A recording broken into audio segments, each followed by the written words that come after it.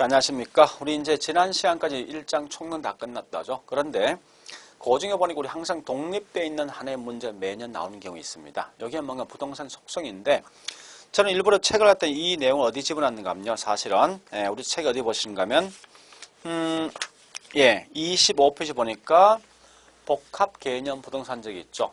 했는데 뭘 했는가 하면 부동산 개념은 기술적 측면, 경제 측면, 법률 측면이 있습니다.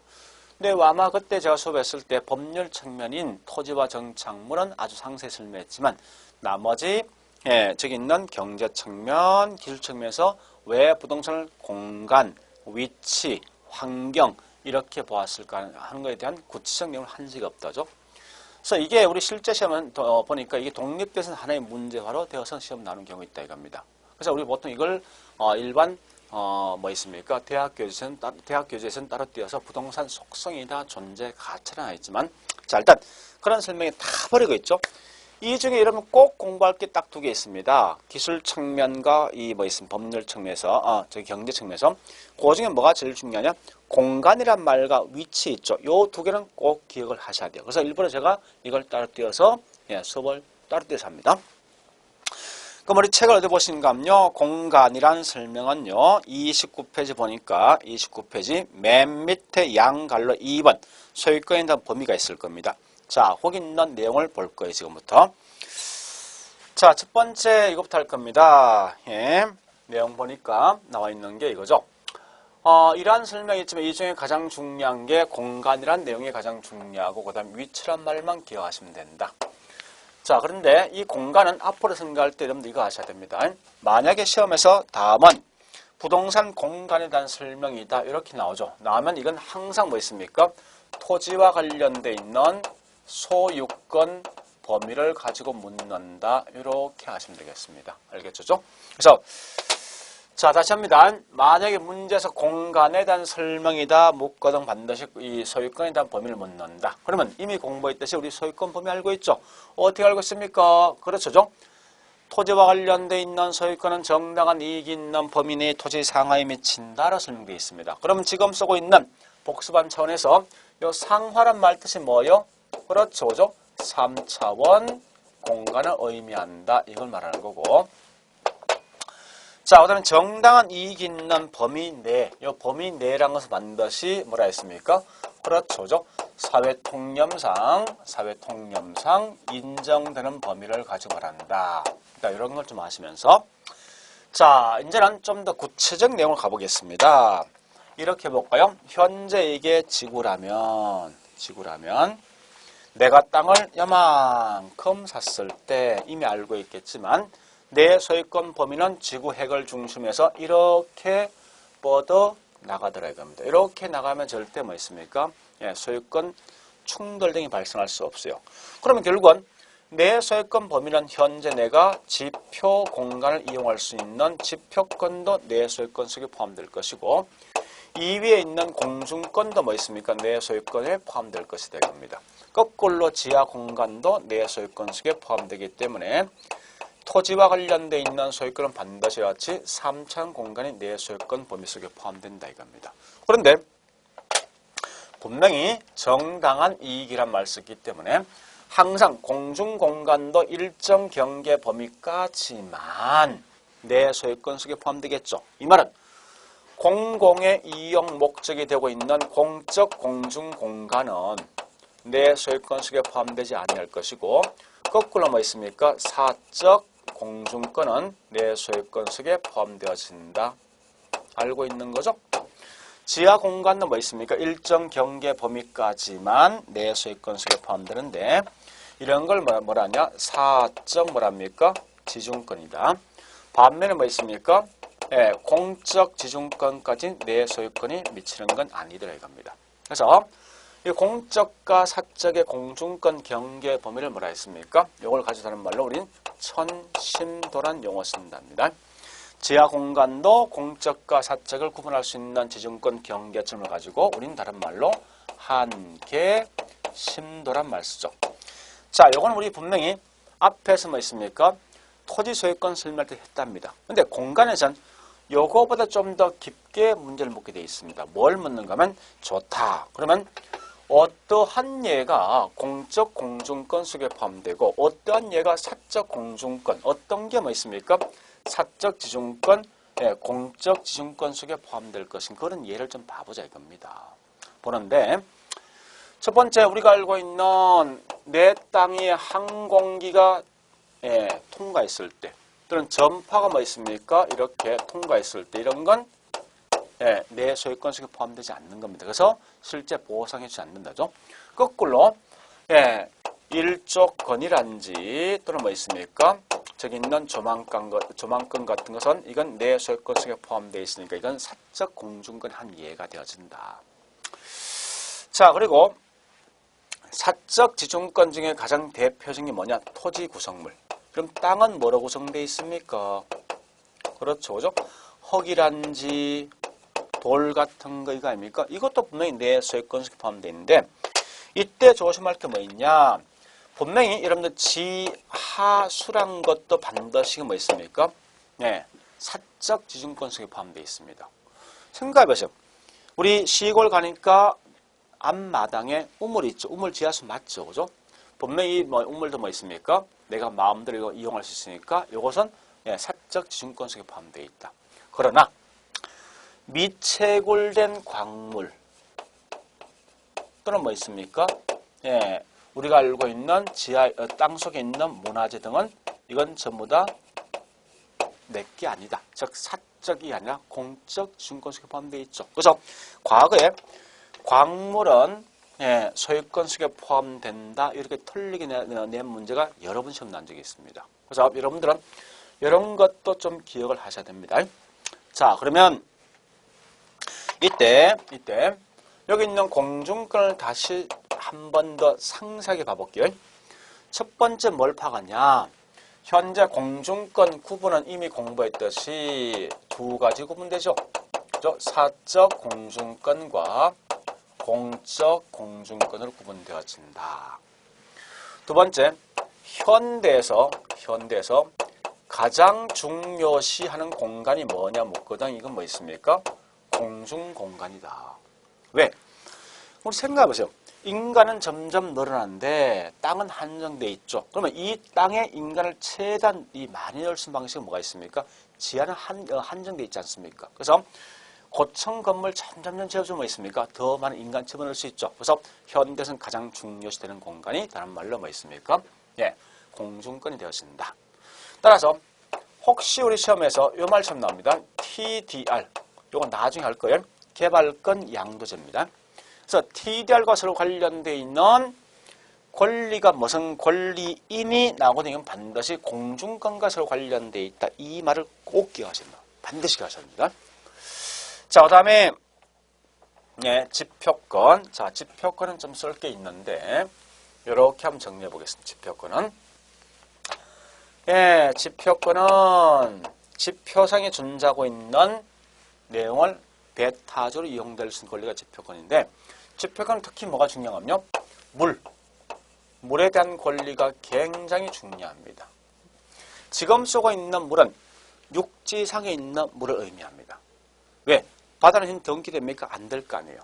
그럼 우리가 알고 있는 육지상의 물 뭐가 있습니까? 이런 거죠. 강, 하천, 호수, 냇가 이런 거 아닙니까? 그죠? 이런 게 보통 이제 설명되어지는 거예요. 그럼 결국은 이 물에 대한 것은 크게 두 개 묻습니다. 첫 번째, 물에 대한 권리가 누구한테 있을까? 물 자체에 대한 권리. 그 다음에 물 밑에 있는 땅이 있습니까? 그렇죠. 땅에 대한 소유권 누구한테 있을 것인가? 이 두 개를 반드시 구분하셔야 됩니다. 따라서 첫 번째, 물 자체에 대한 권리를 뭐라 하냐? 다른 말로 용수권이라 말 쓰겠죠. 우리가 알고 있는 용수권은 크게 두 개 있습니다. 그게 뭔가 하면 유역주의와 그 다음에 서용주의 이렇게 두 개 구분됩니다. 자, 이때 쓰고 있는 서용이란 말은 우리말로 번역하면 먼저 온 사람이 먼저 쓴다 이거죠. 즉 강이 있으면 A가 먼저고 B가 나중에 왔으면 A가 이 물을 다 사용하고도 남는 물을 쓰면 그 다음에 있는 B가 쓴다 이런 말입니다. 따라서 그럼 반대로 뭐 있습니까? 유역주의는 누가 먼저든 관계없이 형평성 있게 분배받는 걸 가지고 뭐 있습니까? 유역주의다. 그러면 우리 생각해 보세요. 이 물이 굉장히 희귀한 지역은요. 희귀한 지역은 선용주의를 선호하겠습니까? 아니면 유역주의 선호하겠습니까? 그죠? 만약에 유역지수면 결국 사람들이 전부 다 형평성에 분배받으면 물이 굉장히 희귀한 지역은 다 죽을 거 아닙니까? 그러니까 항상 뭐 있습니까? 이 선영은 물이 희귀한 지역은 한 놈 먼저 살리고 그 다음에 다른 놈 살리고 이렇게 차근차근 살린다는 거예요. 그러니까 결국 뭐 있습니까? 선용주의는 물이 희귀한 지역, 즉 우리가 알고 있는 건조지역이란지 사막지역에 많이 쓴다는 거예요. 반면에 뭐 있습니까? 물이 굉장히 풍부한 유역주의, 저기 뭐 있습니까? 서변지역은 대부분 유역지역이겠죠. 그러면 물어보자고요. 한국은 서변지역입니까? 아니면 사막, 건조지역입니까? 서변지역이죠. 그럼 당연히 시험 나면 결국은 유역주의와 선용주의 뭐 나오겠습니까? 그렇죠. 그죠? 유역주의가 나올 것이다. 유역주의는 항상 기본 전제가 뭡니까? 사람들은 전부 다 어떻게 해요? 형평성 있게 분배받을 수 있는 권리가 있는 걸 가지고 다른 말로 유역주의다. 이때 실제 시험은 요게 나오겠죠. 형평성 있게 분배받는데 물 근처에 있는 유역권 지역까지만 형평성 있게 분배받을 수 있는 권리가 있냐, 아니면 물 관계없는 비유역권 지역까지 형평성 있게 분배받을 수 있는 권리가 있을 것인가 하는 문제예요. 한번 생각해 보세요. 한강에 있는 물을 분배받을 수 있는 권리는 제주도 또는 경상도에 있는 사람까지 받을 권리 있냐? 그건 아닌 것 같아 보니까, 그죠? 따라서 이 말 꼭 기억하세요. 사람들은 유역주에서 물을 분배받을 수 있는 권리는 유역권 지역이지 비유역권 지역까지 형평성 있게 분배받을 수 있는 권리가 있는 것은 아니더라. 이건 꼭 기억하시라고요. 알겠죠? 자, 그래 하시고 두 번째 뭔가 하면 우리 물 밑에 있는 땅이 있죠. 그죠? 강물 밑에 있는 강바닥이 있습니다. 거기에 대한 소유권이 누구한테 있을 것인가 묻는 거예요. 따라서 이걸 우리 뭐라 하냐? 다른 말로 수면하의 토지 소유권. 자, 토지 소유권 경계에 대해서 묻는 건데 일부러 제가 책 속에 뭐 있습니까? 개인값만 쓰지만 사실은 자, 일단 기준을 이겁니다. 배가 다닐 수 있는 항해가 가능한 지역이냐 그렇지 못한 지역에 따라서 분명히 달라진다 이겁니다. 결국은 이게 국가 간이 있을 때 또는 개인 간이 있을 때 어떻게 될 것인가 묻는 거예요. 자, 일단 국가 간부터 하겠습니다. 현재 보니까 A란 나라와 B란 나라가 강을 하천을 갖다 뭐 있습니까? 이렇게 옆에 끼고 서로 경계되어 있답니다. 그러면 국가 간은 무조건 뭐 있습니까? 배가 다닐 수 있는 지역이든 다니지 못하는 지역이든 무조건 이건 중앙까지가 자기 소유권 경계가 있더라. 네? 중앙까지가. 시험은 항상 여기 개인 간일 때 여기 시험 나오게 되어 있습니다. 한 나라 안에 A와 B가 서로 땅을 갖고 있는데 중간에 강이나 하천이 있답니다.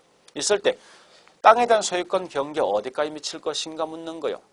그러면 원칙은 배가 다니지 않는 지역이면요. 이건 당연히 뭐 있습니까? 중앙까지 자기 소유권 경계에 있다고. 즉 이 말은 요만큼은 B 땅, 요만큼 A 땅이죠. 근데 배가 다닐 수 있는 지역은 반드시 뭐 있습니까? 가장자리까지만 자기 소유권 경계가 있고 가장자리요.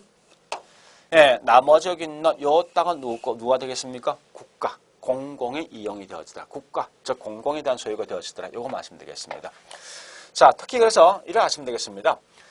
예, 물 밑에 있는 땅에 대한 소유권은 원칙은 중앙까지인데 다만 개인 간일 때 배가 다닐 수 있는 지역일 때 한해서 가장자리까지만 소유권이 미친다. 이런 것만 좀 기억하시면 되겠습니다. 자, 그리고 예, 마지막에 지중권은요. 지중권은 요 말은 요거 하시면 되겠습니다. 보는 시각은 나라마다 차이가 있더라. 이렇게 차이가 있더라. 그래서 이 말은 어떤 나라는 전부 다 개인한테 인정해주는 나라가 있는 반면에 일부만 인정해주는 나라가 있더라. 그러면 한국은 전부 다 인정하냐? 그건 아니다. 일부만 인정을 해준다. 이렇게 하시면 되겠습니다. 일부만 인정한다. 이 말 뜻이 뭐냐? 결국은 미채굴된 광물, 문화재 등은 내 소유권 속에 포함되지 않는다. 이렇게 하시면 되겠습니다. 자, 이 말이 뭐냐? 이래 보시면 됩니다. 한 예를 들어볼게요. 우리나라는 내가 어떤 건물 등을 짓기 위해서 땅 밑에 있는 곳을 갖다 파보니까 문화재가 발굴되면 어떡합니까? 이건 원래 누구 소유죠? 국가 소유죠. 따라서 이 문화재 발굴하면 결국 국가 넘어가죠. 근데 이 문제가 발생한다고. 국가 넘어가는데 결국 뭐 있습니까? 이 땅을 갖다가 문화재를 발굴해서 보통 2년, 3년 시간 걸리죠. 이럴 때 발굴 비용 누가 부담하냐? 이 땅 주인이 부담하게 되어 있습니다. 그러니까 그래서 우리 보통 뭐 있습니까? 이렇게 문화재 나면 보통 사람들 어떻게 합니까? 전부 다 깨버리든지 몰래 가져가죠. 왜? 거기 편하니까. 안 그러면 잘못하면 이 비용 부담은요, 내가 망할 수 있습니다. 근데 반대로 뭐 있습니까? 미국 같은 데는 땅 속에 문화재 발굴되면 어차피 토지와 관련돼 있는 소유권은 국가도 있고 개인도 있기 때문에 나오는 문화재의 현시가에 대해서 반반 분배받을 뿐만 아니라 여기 있는 이 지역을 발굴하면 이용 못한 기간 동안 결국은 이용 대가를 지불하게 되어 있습니다. 자, 이 말이 지금 중요한 게 아니라 나라들마다 지중 공간을 보는 시간 차이가 있지만 어쨌든 한국은 일부만 인정되어진다. 이렇게 내용을 정리하시면 되겠죠. 자, 일단 요 그림을 다시 보시면서 한번 생각해 보세요. 어떤 게 핵심이 있는가 좀 아셔야 됩니다. 이해되겠죠? 그죠? 이렇게 좀 내용을 정리해 보시고. 자, 이제 두 번째 뭐 있습니까? 위치란 말과 서로 관련되어 있는 거예요. 위치.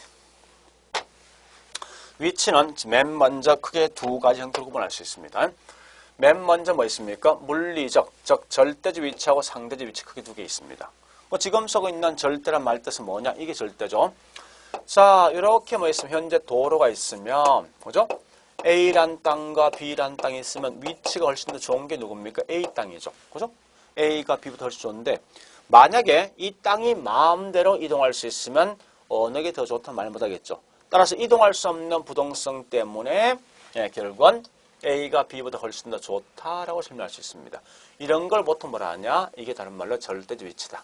그래서 절대 위치와 서로 관련되어 있는 부동산 특성은 부동성이 되어진다. 자, 그리고 거꾸로 뭐 있습니까? 서울 시내 중심가에 보니까 빈 땅이 있습니다. 그 빈 땅에 가장 알맞은 용도가 뭐가 될 것인가 물어봤을 때 사람들은 대부분 다 뭐 있습니까? 상업지역이다 라고 말하거든요. 왜 거기 있는 공장이나 주거는 별로가 될 것인가 하는 건데 그 이유는 뭐 있습니까? 주변 지역이 대부분 다 상업으로 이용되기 때문에 상대적으로 주거나 공장보다 상업이 훨씬 좋은 거 아닙니까? 따라서 주변 지역이 상업이다 보니까 내 땅도 가장 좋다. 이 말은 뭐냐? 상대적 여기 위치라는 거예요. 상대적 위치와 서로 관련된 것은 부동산과 서로 관련되어 있다라고 보시면 되겠습니다. 자, 그러면 우리 위치 가치, 땅값이 비싸다 싸다 표현할 때 항상 뭘 보고 판단하는가 하면 제일 중요한 것은 여기 있는 뭐 있습니까? 그 땅에서 나오는 효용을 보고 판단하자 이겁니다. 하는데 이때 뭐 있습니까? 효용에 대한 판단 기준은 반드시 용도별로 분명히 차이 있습니다. 그래서 특히 주거용 보통 유용성 판단 기준은 쾌적성 될 것이고 또 상업은 뭐 되겠습니까? 결국은 수익성 될 것이고 공장은 결국은 생산성이 되어지겠다죠. 자, 그런데 이때 중요한 게 있습니다. 이런 거 중요한 것보다 이 말 아닙니까? 각각에 있는 용도마다 유용성 판단 기준은 다르다. 이걸 좀 아시라고요. 그리고 더 중요한 것은요. 위치 가치를 판단할 때 최우선 판단 기준이 뭐가 될 것인가? 이게 굉장히 중요한데 여러분들 반드시 용도를 모르면 절대 이 땅이 상업이 좋다. 주거가 좋다. 그죠? 결국은 이런 걸 말할 수 없다는 거예요. 무슨 말이냐? 자, 현재 보면 여기 있는 이 땅이 있습니다. 이 땅이 가장 알맞은, 가장 좋은 용도가 뭐냐 물었을 때, 그죠? 위치가 좋냐 나쁘냐 물었을 때, 자, 현재 보니까 이 땅이 상업이 들어서 있대. 상업이 좋대, 위치가. 근데 웬걸? 주변적 보니까 공장이 들어서 있더라. 또 주변적 상업이 들어서 있더라. 또 주변적 주거가 들어서 있다 했을 때, 결국 뭐 있으면 이러한 용도를 모르면 이 땅이 현재 위치가 좋냐 나쁘냐 판단 못 하더라 이겁니다. 그죠? 따라서 이 말 꼭 아셔야 됩니다. 위치 가치를 판단할 때 최우선 판단 기준이 뭐냐 물었을 때 반드시 뭐 있습니까? 용도가 되어진다. 위치 가치 영향을 줄 수 있는 요인이 뭐가 있을 것인가? 즉 서울시의 중심가에 있는 특정한 어떤 63 빌딩이 있으면 이 63 빌딩 위치가 좋다 했을 때 뭘 보고 판단했을까 하는 거예요. 결국은 모든 걸 다 고려하더라. 물론 여러분 가장 많이 알고 있는 방식이 뭐 있습니까? 환경을 제일 많이 알고 있죠. 환경. 그죠? 그렇지만 그 이외에 접근성도 있습니다. 그래서 크게 본다면 결국 이런 겁니다. 모든 게 다 고려한다. 가장 대표적인 게 환경과 접근성이 되어진다. 자, 일단 요 내용은 우리 책에 보니까 어디 있는가 하면요. 제가 일부러 앞에 27페이지입니다. 거기에 설명되어 있을 거예요. 자, 그 다음에 그러면 과연 요 접근성이라는 말 뜻이 뭐가 될 것인가 하는 거예요. 그럼 접근성에 대한 개념은 정확한 게 뭐다? 막연하게 이런 게 접근성이구나 이거 말씀드리겠습니다. 접근성이 말이죠. 어떤 목적물에 도달하기 위해서 시간과 비용 등등등이 가까운 곳을 말한다 이 말입니다. 자, 잠시 그럼 참고로 있죠. 이거 아셔야 돼. 접근성이란 말과 이 근접성이라는 것은 어떠한 차이가 있을 것인가 이걸 먼저 아셔야 됩니다. 일단 공통된 말은 가깝다 이거죠. 그죠? 근데 근접이라는 것은 오직 뭐만 그렇죠. 거리만 가까운 걸 말하고 접근성은 뭐 있습니까? 아까 했지만 시간이란지 거리란지 비용이란지 의식이란지 등등등 모든 걸 고려해서 가까운 게 접근성이 양호하다라고 말은 합니다. 따라서 특히 이제 사람들이 가장 많은 혼돈을 갖고 있는 게 뭐냐? 결국은 거리와 접근성 관계를 가장 많은 혼돈을 가집니다. 그럼 이때 보니까 자 거리와 접근성에서 과연 접근성이란 말과 다시 거리와 이런 접근성은 하나 물어보자고요. 일반적으로 거리가 가까우면 접근성 좋습니까? 그렇죠. 따라서 거리 가까우면 접근성이 양호하다 보니까 원칙은 뭐 있습니까? 거리와 뭐합니까? 비례한다. 비례. 항상 뭐든지 원칙이 있으면 그 반대 뭐 있습니까? 예외도 있을 것이다. 이 말은 비례하지 않는 것도 있더라 이겁니다. 자, 그런 가장 대표적인 예가 뭐 있냐? 꽤 많지만 이겁니다. 자, 다시 설명합니다. 원칙부터 설명할게요. 자, 우리 역세권 근처에 있는 주거지역은 좋겠죠. 또 도로 교통이 발달되어 있는 지역에 뭐 주거지는 좋습니다. 근데 문제는 이와 같이 뭐 있습니까? 대부분 다 거리 가까운 지역은 좋은데 반대로 뭐 있습니까? 그 반등이 있습니다. 첫 번째, 이게 너무 지나치게 가까우면요. 가까운 경우는 뭐 있습니까? 오히려 불리하더라. 분명 아까 설명했을 때 역세권 지역에 있는 주거지역, 도로교통이 발달되어 있는 지역의 주거지역은 좋지만 너무 가깝다 보니까 바로 옆에 있는 주택, 도로 바로 옆에 있는 주택 좋습니까? 그건 아니겠죠. 그죠? 따라서 이와 같이 너무 과하면 불리하더라. 두 번째, 사람에게 꼭 필요한 물건이지만 이게 위험이란지 혐오에 대한 대상이 되어진답니다. 혐오에 대한 대상이 되어지면 오히려 불리하답니다. 무슨 말이냐? 주거지역에 반드시 필요한 게 쓰레기 매립장 또는 가스 충전소가 필요하답니다. 일단 도시가스가 아니고 뭐 있으면 일반 가스를 쓴다 가정합니다. 그러면 거기 꼭 필요한데 특정한 주거지역 안에 보니까 뭐가 들어서 있냐? 결국은 쓰레기 매립장이 있습니다. 이건 무슨 대상입니까? 혐오 대상 아닙니까? 그죠? 특정한 주거지역 안에 가스 충전소가 있습니다. 이건 무슨 대상입니까? 위험 대상이죠. 이런 건 오히려 불리하더라. 이런 건데 여러분 공부하실 때 이거 아셔야 돼요. 이러한 예를 기억하지 말고 따라서 거리와 접근성은 원칙은 비례하지만 그 반대인 예외도 있다. 따라서 이건 뭐 있으면 거리와 접근성은 항상 반드시 비례 함수인 것은 뭡니까? 아니더라. 여기 중요한 거 아니에요. 그죠? 이렇게 내용을 좀 정리하시면 되겠습니다. 자, 이제 마지막에 그 다음에 뭐 있습니까? 사람들은 용도에 따라 접근성의 중요성을 좀 달리하더라 이겁니다. 얘는 뭐가 중요한가 하면 이거 중요합니다. 어떠한 예가 접근성을 중요시하고 어떠한 예가 접근성을 중요시 여기지 않을 것인가? 여기에 대한 예를 갖다가 꼭 기억하셔야 돼. 여러분들이. 자, 특히 많이 묻는 게 뭐냐? 흡입력과 그 다음에 뭐 있습니까? 독점력. 독점력 있는 산업인데 얘들이 뭐 있습니까? 차이는 이겁니다. 강한 흡입력과 독점력을 갖고 있는 산업들은 접근성을 별로 중요시하지 않지만 반대로 뭐 있습니까? 약한 흡입력과 독점력을 갖고 있는 산업은 분명히 접근성을 굉장히 중요시합니다. 즉 이렇게 보시면 되죠. 서울 시내 보니까 신발 가게 딱 하나 있답니다. 있으면 이런 강한 독점력이 있는 거죠. 이럴 때 어디 있든지 분명히 장사가 잘 될 것 같아. 그죠? 반면에 뭐 있습니까? 대형 백화점도 사실은 독점력을 갖고 있으니 결국은 특별한 접근성을 별로 중요시 여기지 않습니다. 그러나 반면에 동네 슈퍼는 협력 등이 약한 산업이 되어지다 보니까 얘들은 뭐 있습니까? 접근성을 굉장히 중요시하더라 이겁니다.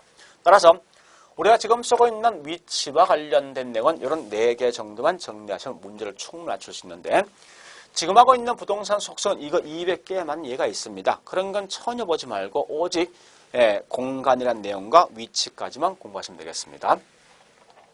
자, 지금부터 문제 풉니다. 어떻게 시험냐 봐보죠. 이하가 창사가 뭐 있습니까? 다음은 공간적 범위. 이렇게 나오면요. 항상 이건 내 소유권 범위 묻는다라고 생각하시면 되겠습니다. 자, 1번은 그냥 가볍게 가보겠습니다. 민법에 쓰고 있는 소유권은 정당한 이익 있는 범위 내에 토지의 상하에 미친다. 여기 핵심이죠. 그죠? 자, 두 번째, 부동산 소유자는 광업법에 열거하여 및 채굴된 광물까지 권리를 갖는다. 이거 틀린 거죠? 분명히 뭐 있습니까? 및 채굴된 광물은 공적 지중권이 되다 보니까 내 소유권 속에 포함되지 않는다. 결국 이건 답은 2번 틀렸다. 그죠? 3번은요, 이렇게 묻거든. 절대 뭘 푸는가 하면요. 공중권이라는 것은 공간에 대한 설명이다. 이거 마시면 돼요. 무슨 말인가 하면 이 안에 있는 글자가 지금 장난친 게 아니라고요. 사실은. 이 말하면 공중권은 토지구역상의 공중공간에 대해서 타인에게 배타적으로 이용되는 권리를 말한다. 그 다음에 뭐 4번 보니까 토지 소유자가 토지 소유권이 미치는 범위 내에서 적법하게 뭐 있으면 건물 지었어. 근데 인접에 위치하고 있는 민간 지상파 방송 사업자의 전파 송신에 영향을 미쳤습니다. 미쳤다고 하더라도 뭐 있습니까? 특별한 사정이 없는 한 그 사실만으로 방송 사업자의 권리를 침해한 것은 아니죠. 왜? 앞에 적법하게 건축했기 때문에. 그죠? 마지막에 공익사업이라도 토지의 지하 또는 지상 공간을 사실상 영구적으로 사용하는 경우에 공익사업자는 반드시 여기에 벌써 뭐 있습니까? 개인의 지하 공간과 공중 공간을 침해했다는 거 아닙니까? 그죠? 그래서 이 사람은 반드시 소유자한테 그 이용 대가에 대해서 뭐 보상해 줘야 된다. 이건 맞는 거죠. 답은 현재 뭐 있습니까? 이와 같이 이런 간단하게 2번처럼 답이 나온다. 한 번 더 해볼까요? 얘도 공간적 범위에 대한 설명이 더 묻는 겁니다. 자, 아주 간단하지만 이 문제 핵심이 뭐예요? 지표에 대해서 지금 설명합니까? 지표 공간에 대해서 배타적으로 이용할 수 있는 권리는 반드시 지표권이지 이건 공중권, 지중권 아니겠죠. 그죠? 그 다음에 두 번째 공중공간 설명된 거 아닙니까? 돼 있는데 이건 반드시 공중권에 대한 설명이지 지표란지 지중 아니겠다. 그죠? 세 번째 뭐 있습니까? 이것도 보니까 광업권은 소유자에 인정되어진다. 3번 틀린 거죠. 그 다음 네 번째 뭐 있습니까? 지하 공간 나 있습니다. 그죠? 얘는 현재 지하권에 대한 설명이지 뭐 공중 공간 또는 지표 공간 설명 아닐 거 아니에요. 마지막에 다섯 번째 국가가 사유지 지하의 일부를 사용했습니다. 이 말은 개인의 땅을 일부러 이용하면 반드시 거기에 대한 대가 지불해야 된다. 즉 구분 지상권을 설정할 수 있다. 즉 대가 지불할 수 있다. 이 말 뜻이죠. 그래서 우리 현재 보니까 이 공간은 시험에 꽤 많이 나오지만 저거 나오면 이렇게 답을 할 수 있으면 되겠습니다. 자, 그래서 비록 제가 책을 좀 앞뒤 약간 왔다 갔다 했었는데 마지막 시간에 그렇지만 이렇게 구분해서 그 내용을 정리하시면 문제 풀 때 좀 공부하실 때 좀 쉽게 접근할 수 있을 겁니다. 자, 일단 총론을 제가 했는데 사실 뭐 했는지 압니까? 그게 4개 파트를 했습니다. 한번 정리해보자고요. 첫 번째 가장 중요한 게 부동산 개념. 이건 꼭 기억하셔야 된다. 즉 복합 개념이다. 즉 기술, 경제법에서 각각을 어떻게 설명할 것인가 보시고 특히 법률 측면 협의와 강의니까 좀 구분하시고 두 번째 토지와 관련돼 있는 용어 뭐 꽤 많지만 가장 중요한 건 3개 정도 보시면 되겠죠. 그 중에 뭐 있습니까? 첫 번째 지역 간, 지역 내, 후보지 이행지, 그죠? 두 번째 뭐 있습니까? 권리면 필지고, 가격이면 핵지주죠. 세 번째 뭐 있습니까? 토지 위에 건물이 있으면 건보지, 없으면 나아지게 되어진다. 이런 거 아시고. 세 번째 뭐 있습니까? 부동산 특성 중에서 파생된 특징이 중요한데 그 중에 꼭 아실 건 부동성과 영속성과 그다음 뭐 있습니까? 부정성 요 세 개 가장 중요하더라. 네 번째는 우리 책에는 이 앞에 있지만 일부 이걸 독립돼서 봤습니다. 왜냐하면 이걸 따로 떼어 보통 시험 내니까 이걸 뭐라냐? 부동산 속성이란 용어 쓰더라. 그 중에 공간이란 말을 꼭 보시고 그다음 위치가 있는데 공간은 항상 뭐 있습니까? 주로 묻는 게 삼창 공간, 내 소유권 범위를 묻는다. 이렇게 해서 내용을 정리하시면 되겠습니다. 자, 이렇게 해서 우리 여기 있는 총론은 다 끝났으니까 항상 제가 강조하지만 지금 하고 있는 이 동영상 볼 때 한번 쭉 설명드려서 이해되는 부분은 그냥 넘어가시고 만약 특정한 파트 이해 안 되면 어떡합니까? 그것만 동영상을 계속해서 반복해 보시면서 이해를 자꾸 하셔야 됩니다. 알겠죠? 자, 일단 이렇게 해서 1장 끝났습니다. 자, 일단 수고했습니다.